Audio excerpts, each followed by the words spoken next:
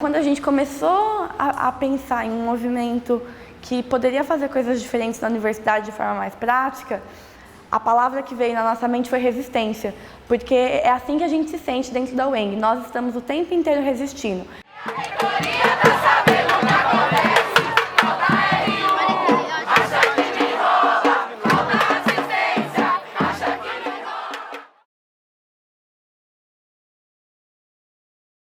O movimento estudantil aqui em Passos, ele nasceu de uma necessidade dos estudantes se colocarem contra o que estava acontecendo na unidade. Em 2015, teve um problema aqui onde um estudante cometeu um ato de racismo em relação a uma funcionária, né? Nós ficamos sabendo desse fato, né?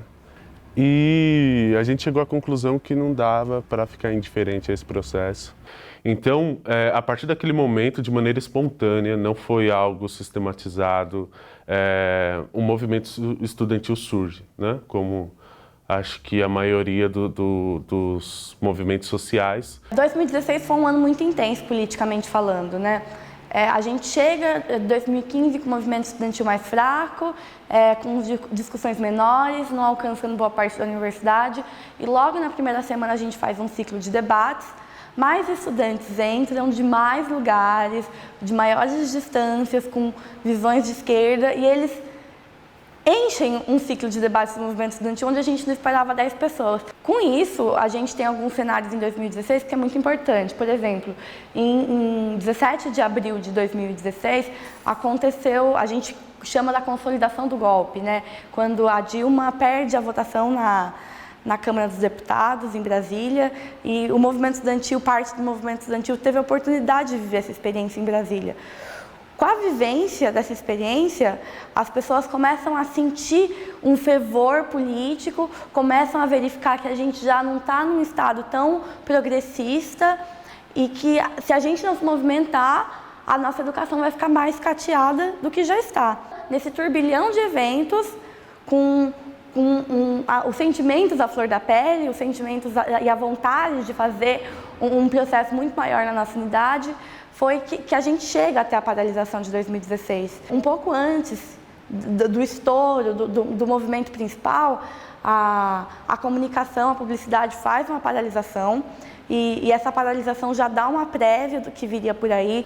Então, a partir dali, com o estopim do caso de racismo, a gente começa uma construção que envolve não somente experiências coletivas espontâneas, né? Mas uma construção minimamente sistematizada, organizada, pautando a universidade que nós queremos, que ainda queremos, né?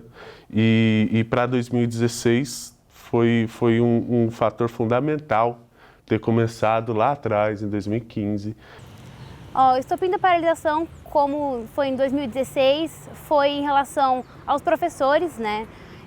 Eles não seriam recontratados, ficariam desempregados em 2017. O governo, né, esse governo atual do estado de Minas Gerais, vem carregando a banho-maria ali essa questão do concurso, né? Então, todo ano, vou fazer 4 anos de passos, os 4 anos de passos, chega no final do ano, é aquele mesmo temor. A gente compreende que o ensino de qualidade, sem professores concursados, que estejam seguros nos seus cargos, não tem como existir, né? A gente se deu conta do quanto crítico estava nessa situação, dos docentes, dos alunos, de que talvez a gente chegaria em 2017 e a gente não teria universidade em 2017.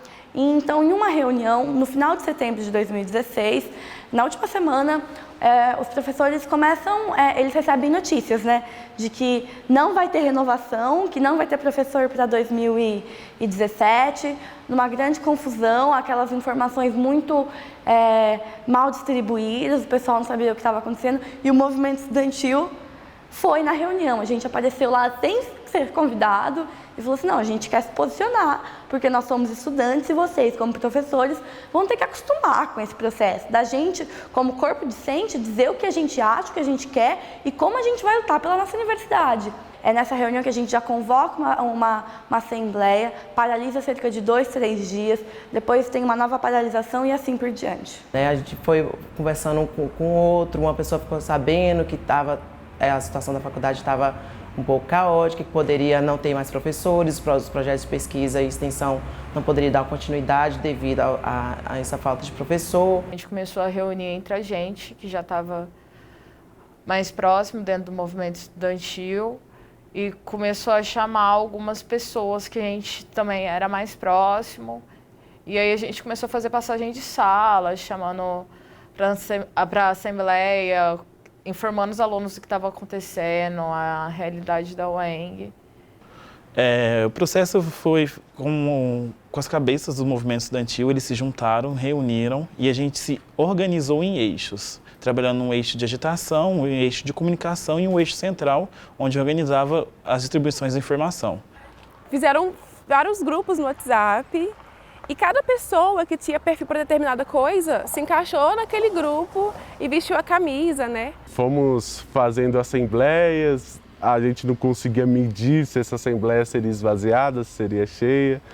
Salários, quer mais cursos, quer ir aos congressos, vem a reitoria, tá sabendo o que acontece. Até que teve aquela assembleia que foi maior, assim, na frente da UENG, mas ali também a gente teve noção de que se a gente fizesse o trabalho direitinho, a gente mobilizaria. Tinha gente que estava diretamente envolvido e indiretamente envolvido. E isso ficou muito evidente no dia do ato, com a presença de, centenas de estudantes. A gente começou a entender, assim, aonde os estudantes queriam participar. Então, a gente se reunia na faculdade para fazer cartaz, fazer faixa, pintar camiseta. E a mobilização foi, assim, a participação bem ativa dos estudantes mesmo, né? Até venda de paçoca para poder comprar material, comprar spray. Então, acho que a articulação foi muito boa, foi muito bem organizado pelo movimento estudantil. A gente sentou, né, em si, assim, um grupo sentou e montou o calendário que a gente soltava todo dia. Com isso a gente começa a fazer muita roda de conversa, muita atividade. Esse turbante eu ganhei numa oficina de turbante que teve na época da paralisação. Porque a gente ficou a semana paralisado e não era férias. A gente tinha que ir para a faculdade e ocupar a universidade, evento cultural, troca de experiência.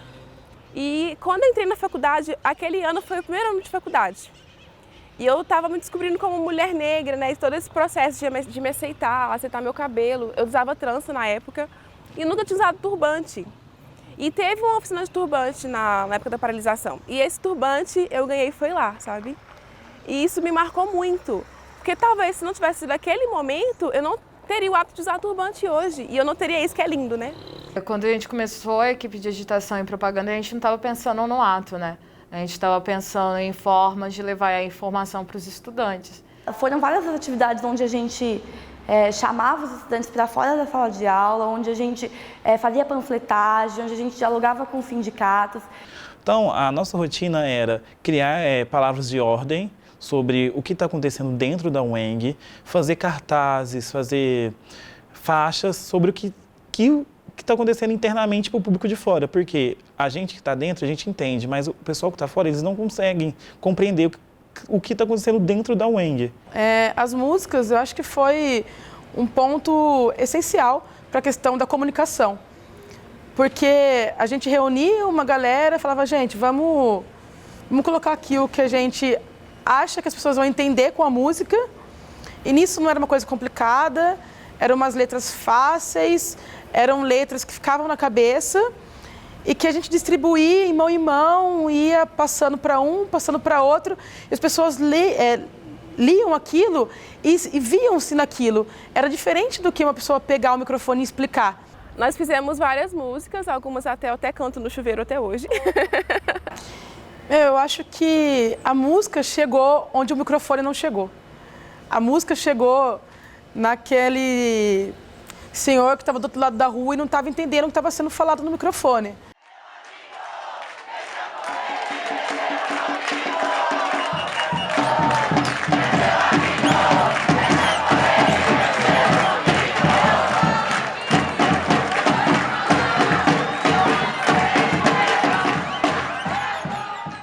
A gente trabalhou muito na parte cultural, mas também nessa parte politizada do estudante, para tentar conseguir puxar um pouquinho dele, o que era necessário para acender essa chama de necessito estar aqui, necessito fazer a minha parte. A gente teve essa ideia de vender as paçocas e tudo, e eu me dispus a tá chamando a galera durante as reuniões de paralisação, essas assembleias. Então, eu saía gritando mesmo, pessoal, olha a paçoca, olha a paçoca.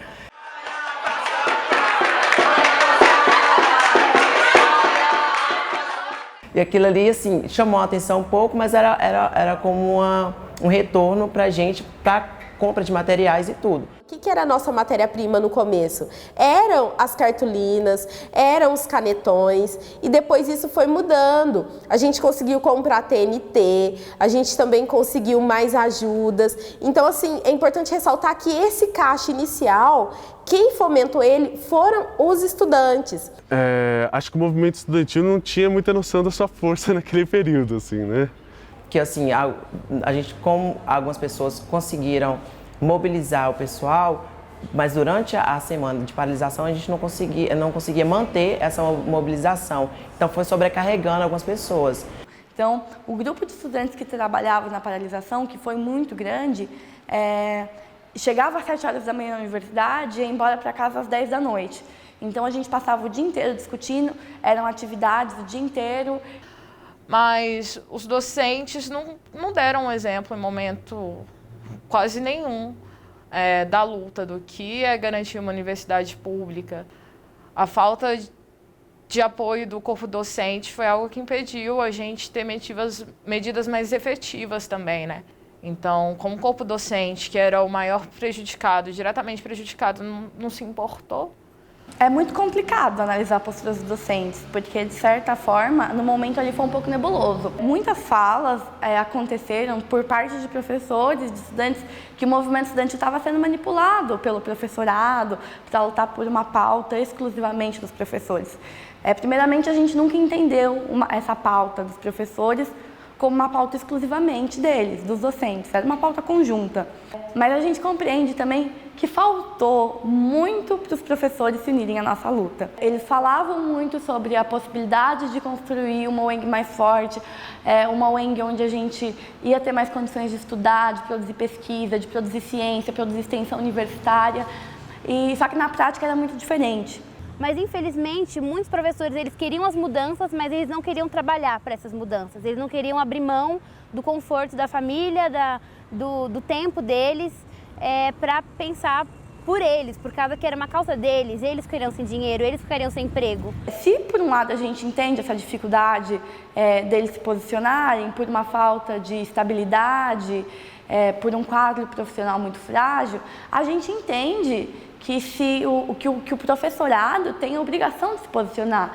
Mas, no geral, eu entendo como uma postura vacilante, de relativa omissão em horas importantes e de tentativa de um protagonismo em horas inoportunas. E os professores, em muitos momentos, se omitiram. Os professores, em muitos momentos, eles não foram companheiros dos estudantes. E, sinceramente, isso não deveria ser a postura de um professor universitário. Eu acho que deu muito material de conhecimento para nós trabalharmos e crescermos dentro da nossa universidade. Por exemplo, antes da paralisação, a gente sentia que o movimento era um pouco estéril, que não existia conexão. Acho que a paralisação, ela promoveu novas uniões. Por exemplo, muitos estudantes que não estavam organizados, que não participavam de nenhum processo, passaram a participar. De forma geral, a paralisação também ela trouxe um esgotamento muito grande, ela trouxe um esgotamento para as relações pessoais, ela trouxe um esgotamento para as relações políticas, justamente porque muitas percepções que nós não tínhamos antes da paralisação chegaram. As vivências e as construções que a gente fez a partir da paralisação foram extremamente positivas e elas trouxeram um novo cenário para a UENG. A experiência que o movimento estudantil se proveu em 2016, ele serve como base para todos os outros movimentos. No ano que eu entrei, a gente podia contar no dedo quantos CAs formados tinham. Eu acho que a gente pode contar hoje quantos não tem, sabe? Então foi uma diferença muito grande, não tem nem 2 anos isso, sabe? Então o resultado foi muito positivo. Eu acho que aquela movimentação toda foi só uma sementinha que foi lançada, a árvore está crescendo e a gente está colhendo os frutos aos poucos, sabe? E a gente não tinha diretório acadêmico, a gente tinha um diretório central dos estudantes recém-formado e que não era forte e ainda não é forte. A gente quase não tinha centro acadêmico na unidade e esse cenário já é bem diferente hoje em dia. Abriu ali um espaço de diálogo que não tinha antes, né? Eu sempre disse que movimento estudantil é todo estudante que se movimenta dentro da universidade. Não necessariamente você precisa estar dentro de um órgão ali ou um conjunto ali de pessoas, um grupo. Então, todo estudante que se movimenta dentro da universidade de alguma forma, com o intuito de trazer benefícios coletivos, pode se considerar movimento estudantil. O próprio movimento estudantil, quando ele nasce por uma vontade de fazer a coisa. Ele não nasce institucionalizado, ele não nasce dentro de um parâmetro de estatuto, dentro de um parâmetro de a lei fala isso, a lei prevê a representação estudantil dessa forma. Nasceu porque a gente tinha vontade de fazer e nasceu porque o cenário pedia. E acabou se alocando cada um num centro acadêmico do seu curso. Então, hoje a gente tem movimentos estritamente internos de cada curso, não uma unificação para melhorar tudo, mas cada um trabalhando no seu curso. Hoje o movimento estudantil daqui é assim. O movimento estudantil é um movimento político, que mesmo que ele não se constitui em uma unidade, em muitas das vezes, ele movimenta a universidade e ele força a universidade a ir para frente. Acho que o movimento estudantil hoje deve se configurar como frente, uma espécie de uma frente entre as várias organizações que ocupam a UENG nesse momento. Hoje, o movimento estudantil inicial, ele gerou os centros acadêmicos, ele gerou grupos de estudo, ele gerou outros coletivos, a gente tem um diretório acadêmico que, mesmo com a falta de representação e com a não atividade na nossa unidade, ainda assim é um ganho, porque a gente tem um diretório acadêmico fundado e que pode ser ocupado com muito mais facilidade. De forma ampla, assim, de forma genérica, o movimento estudantil hoje é um grupo de estudantes assumindo diversas funções dentro da universidade, com muitas experiências, que vem desde o momento que o movimento estudantil nasce, com o surgimento dos centros acadêmicos, com o CONUENG, o Congresso da UENG feito em 2016, com as experiências políticas vividas, como manifestações em Brasília, manifestações em BH, tantas outras que a gente teve a oportunidade de participar. Tivemos conflitos, tivemos problemas internos, externos, mas que com muito sufoco e suor a gente teve a união de que o UENG resistiria e fomos com toda a força, todo o vapor de que a gente voltaria amanhã e a UENG estaria de pé. O UENG resiste é uma forma da gente mostrar que a gente está aqui, que é um direito nosso de estudar, de ter assistência, de ter concurso, de ter uma educação de qualidade, sabe? A gente se mobilizou, ocupou a universidade no sentido de fazer em duas frentes que dialogam, parecem opostas, mas que dialogam.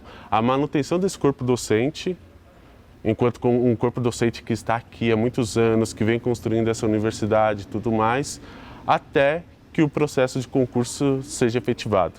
O corpo docente para de apoiar na sua completude o movimento quando sai a designação automática, garantindo a eles mais ali um ano dentro da universidade. Na conjuntura atual, ainda não foi resolvido os problemas, porque o anseio que a gente mais queria e ainda quer é o concurso público. O futuro da UENG, inicialmente, é o concurso público. A pauta da paralisação não foi resolvida ainda. Os professores passaram pelo processo seletivo simplificado. Do final de 2017 para o começo de 2018, a gente tem uma certa renovação do corpo docente, porque muitos professores que eram da fundação saem da universidade, chegam alguns novos, mas chegam ainda em um cenário sucateado, chegam em um cenário que falta muita estrutura. Agora, no final do ano, a gente tem uma leva de estudantes que entraram pós-estadualização se formando e saindo de uma universidade que era muito escateada quando eles entraram, continua muito escateada, mas ainda já está muito melhor. A gente tem algumas vitórias pontuais, a gente já teve a publicação de um decreto sobre auxílio estudantil, e ainda que demore, já é uma publicação. A gente teve uma publicação recentemente sobre o concurso público em diário oficial também, estamos esperando o cronograma. É muito lento, os passos eles são muito lentos, e às vezes eu acho que falta ao corpo estudantil entender, o corpo docente entender que um movimento de pressão poderia acelerar todos esses processos. Acho que em alguns momentos a gente perde a esperança. Em alguns momentos a gente acredita que não vai dar, até porque a gente gasta tanta energia, e a gente luta tanto, e a gente briga tanto, e não vê resultado. Mas eu vejo um futuro onde a UENG vai ser uma universidade popular, vai ser uma universidade democrática, vai ser uma universidade que vai ter auxílio estudantil, que vai ter auxílio permanência, vai ser uma universidade com professores concursados, que recebam o salário que eles merecem de acordo com o estudo que eles tiveram. O UENG Resiste, ele não perdeu nem um pouco a atualidade. Às vezes a gente não tem muita noção disso, mas nós resistimos todos os dias aqui.